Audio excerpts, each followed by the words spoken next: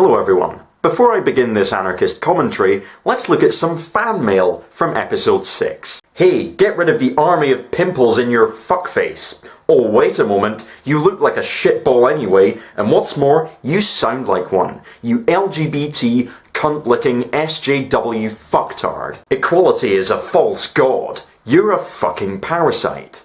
What? You heard me. So, what is the true god? God is dead. Oh! It's the motherfucking Eagle Double G. Snoop Dogg. You know I'm mobbing with the D.R.E. Yeah.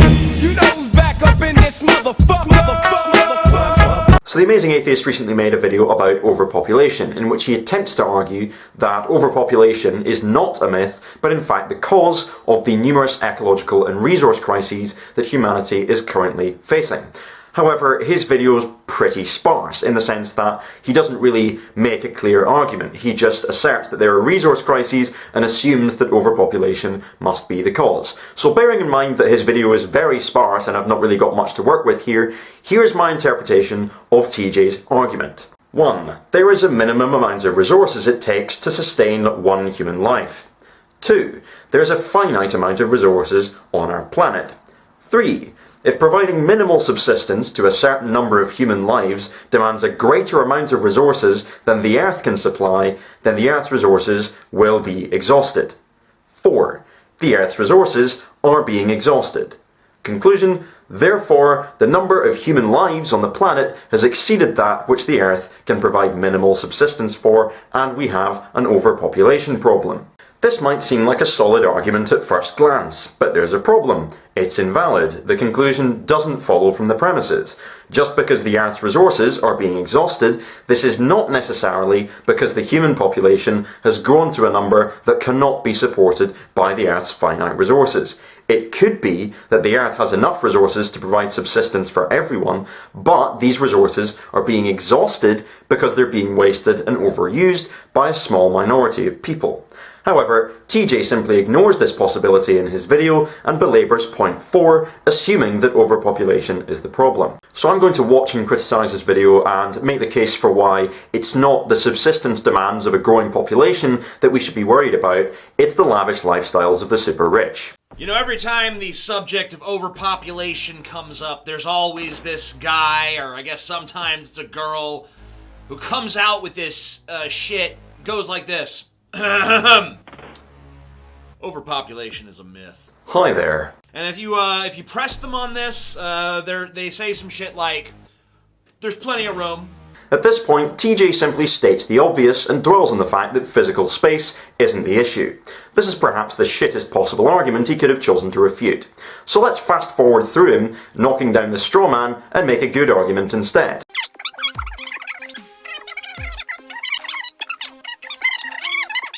It's not that resource exhaustion isn't a problem, it's that overpopulation isn't what's causing it. Consider carbon dioxide emissions, for example, the most significant contributing factor in anthropogenic global warming. A paper published in the Environment and Urbanization journal found that between 1980 and 2005, sub-Saharan Africa was responsible for 18% of the world's population growth. However, it was responsible for just 2.4% of the extra carbon emissions. Meanwhile, North America was responsible for only 4% of the world's population growth, but 14% of the extra carbon emissions. It also found that India's population grew more than China's in the same time period, and yet China's carbon emissions are astronomically higher. The United States also produced more carbon emissions than India, despite its population not growing very much at all. There are areas of the world in which the population is growing rapidly, but are producing lower carbon emissions than areas where the population is growing really slowly. Maybe the problem isn't meeting the minimal needs of a large number of people, but rather a small number of people using a large amount of resources. It's oil that we're running out of. Yep. It's coal that we're running out of. It's rare minerals that we're running out of. Yep. It's fresh water that we're running out of. The Food and Agriculture Organization of the United Nations says that by 2025, 1.8 billion people will be living in regions with extreme water scarcity. This is all true, but you haven't explained why you think overpopulation is the root of the problem, as opposed to massive disparities in quality of life. You also haven't considered the issue of waste. The Ogallala Aquifer supplies water for about 1/3 of our crops here in the US, and it is running dry. It will not last another 50 years at the rate that we are draining it, and it'll take 6,000 years to fill back up again. So by that time, won't do us much fucking good. More bad news for our crops. Another thing we're running low on is phosphorus, which is an essential ingredient to fertilizers that we use to grow things like food. Again, you need to prove that it's overpopulation that's causing this. The Food and Agriculture Organization of the UN, which you cited earlier, has also published information about food waste. Roughly 1/3 of the food produced for human consumption every year gets lost or wasted. Every year, rich countries waste almost as much food as the entire net food production of sub-Saharan Africa. Consumers in Europe and North America also produce, on average, 11 times more food waste than consumers in sub-Saharan Africa, South and Southeast Asia. Their populations are growing much faster than ours, and yet we're producing more food waste than them. Just 1/4 of the food currently lost or wasted globally would be enough to feed 870 million hungry people. The point here is that you've ignored this problem of waste. Maybe there's enough resources to provide reasonable subsistence for everybody, it's just that our economic system manages these resources in a highly wasteful and inefficient manner, thus leading to this depletion that you've drawn attention to. And these fucking idiots, they say overpopulation is a myth because there's plenty of space left. Plenty of space! Again, you're dwelling on the physical space thing. This is a shit argument, there's no point wasting our time on it.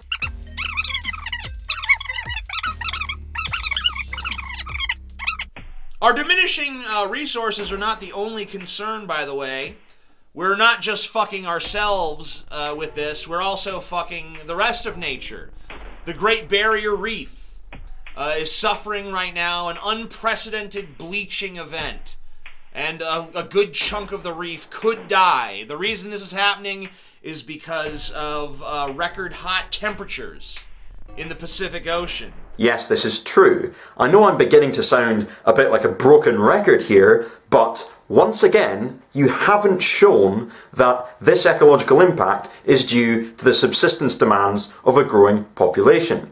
Oceans warm up due to CO2, but as we've already seen, CO2 emissions are not necessarily correlated with population growth. What about small numbers of people consuming massive amounts of resources? If you look at burning fossil fuels, the US military is the single largest consumer of oil in the world. But that's not there to simply meet people's subsistence needs. It's there to enforce America's imperial dominance across the globe. We could drastically reduce our CO2 emissions if we started sharing resources communally. Instead of having 20 different households with 20 different tool sheds that go unused for most of the time, you could have one tool shed that provides for the whole community. But in our economic system, pulling resources together in this manner is discouraged because you're not buying as much stuff. The capitalist system ends up producing huge disparities in quality of life, and massive amounts of resources are wasted in the pursuit of seemingly endless profit making. The environmental impact of this is far greater than what it could be if we simply organised our economic system in such a way that puts human needs before profit making. There are other important factors that contribute to environmental damage other than population growth, which you've completely ignored, instead focusing on this rather obtuse argument about physical space. And the oceans of the Earth are in terrible shape in general. We're seeing huge die-offs of all kinds of species, dolphins, seabirds, plankton, krill, starfish, brown pelicans, orcas, sea lions, etc., etc., etc. They're all dying off in record numbers. Also, we could significantly reduce our environmental impact and CO2 emissions by cutting out the huge amount of resources that are required to sustain the meat industry, if we were all to collectively cut down on meat consumption or to go vegetarian or vegan. Although I'm not vegan right now, I'm just vegetarian because there are studies which have shown that if you take these things one step at a time, then you're more likely to stick with it. But would I consider going vegan in the future? Possibly yes. There's a lot of studies showing that mass-producing animal products has a huge unnecessary impact on the environment. And if we were to cut out that which is just for arbitrary consumption, of course excluding anything which is required for producing certain medicines, we could reduce our impact. So TJ, what about going vegan or vegetarian, or even just cutting down on meat consumption? What do you think about that? Knowing that 3 different kinds of animals had to die to make this possible gives me a big old boner. You know what I'm saying, vegetarians? Okay. Let's just carry on then. We are, as a species, just wreaking havoc on the ecology of this fucking planet. We are, but we don't have to in order to sustain a reasonable existence. But, you know, I'm not a big environmentalist, okay? Because I pretty much believe that all of the problems I'm talking about, and many, many more that I won't even bother listing, because what the fuck good will it even do? I mean, I could talk about the dying off of the bees. I could talk about 1,001 disasters that are just waiting to fucking befall us. But I won't. Because there are just too many people. They don't care about the fucking evidence. You haven't expressed yourself very clearly here. However, the impression that I get is that you're not going to bother putting any effort in because nobody else will. The convenient thing about taking this position is that it liberates you from actually having to do anything. They're gonna sit there and tell you that climate change isn't real and pollution is just no big thing. No, climate change and pollution are real, they're just not caused by overpopulation. One single rich fuck who heats their outdoor swimming pool to bath temperature, by the way, there are people who do this, using up £3,000 worth of fuel per month, and who, you know, goes for a swim in their Wally Power 118 yacht, which uses up almost 1 litre of fuel per second, will have more of an impact on the environment in a relatively short space of time than, you know, hundreds of people living in huts made out of mud and rubbish who have to walk miles to get a drink of dirty water will in their entire lifetimes. And overpopulation, of course, is a myth.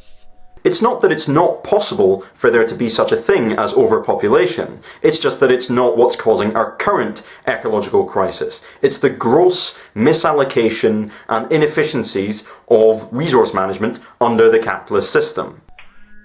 Well, I mean, these people, it's like believing that you can chop down an apple tree and it's still gonna give you apples somehow. Like, yeah, we chop it down, but then we still harvest apples every harvest season, right? I don't know when they harvest apples. No, you don't! The fucking tree is chopped down! If we continue to rely on fossil fuels, then yes, we will be fucked. However, if we transition to renewable energy and nuclear power, then there's more potential there for longer term existence. And yes, I know there are problems with nuclear power, but considering how dire the situation is at the moment, it seems like the most realistic option right now. Well, I got some good news for everybody. We're all gonna die. And you're not going to do anything to help, are you? Sleep tight. How you like them apples, huh? I'm the Amazing Atheist. Peace the fuck out.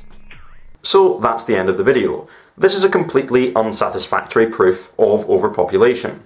You list off a bunch of resource crises, but at no point do you even attempt to show that these resource crises are occurring due to the increasing subsistence demands of a growing population. But as we've seen, population growth is not correlated with climate change, and there are other factors involved in resource crises, such as disparities in standard of living and waste, which mean that smaller populations can end up using much more resources than bigger ones. I'll link a couple of articles in the description about the overpopulation myth, one by George Monbiot and one from the Anarchist FAQ. Remember that the greatest increases in population are occurring in highly impoverished areas which have lack of access to reproductive healthcare. If you think overpopulation is the problem, then how do you set about addressing that? You know, one of my friends went to a talk by a charity called Population Matters, which, you know, dressed up in the language of environmentalism and women's rights, essentially constituted a call for really hard right policies like enforced population control, closed borders, and sterilisation to deal with so-called overpopulation. Have you tried kill all the poor? Sir, with respect, you know, we've had this conversation before. I'm just saying, have you tried it? No, of course we haven't tried it. We're not going to try it. But the problem isn't poor people who are multiplying very quickly and using up very little resources. The problem is the people who are using the most resources, the rich. We don't need to kill all the poor. What we do need to do is expropriate the rich and pull our resources together and establish a socialist economic system that puts human needs before profit making and that distributes resources in a far more equitable, efficient and humane fashion. That way we can reduce our impact on the environment while also increasing our general standard of living. This has been Libertarian Socialist Rants with another anarchist commentary. Thanks for watching.